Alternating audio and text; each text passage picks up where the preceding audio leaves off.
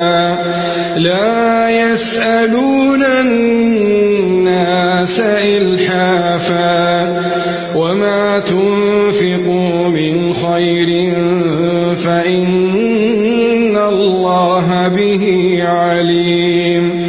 الذين ينفقون أموالهم بالليل والنهار سرا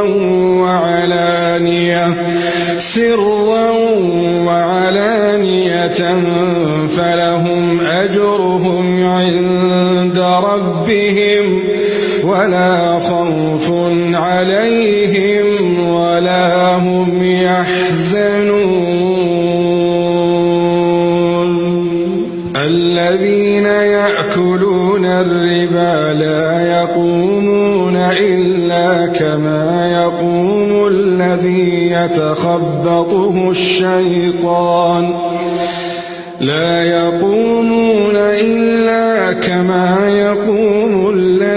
يتخبطه الشيطان من المس، ذلك بأنهم قالوا إنما البيع مثل الربا وأحل الله البيع وحرم الربا، فمن جاءه موعظة من ربه فانتهى فله ما سلف وأمره إلى الله، ومن عاد فأولئك أصحاب النار هم فيها خالدون.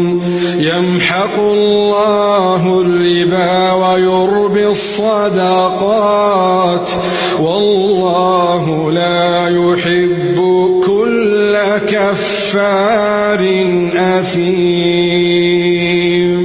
اللهم يا رب من نشر هذا المقطع اجعل له من كل هم فرجا ومن كل ضيق مخرجا، وارزقه من حيث لا يحتسب،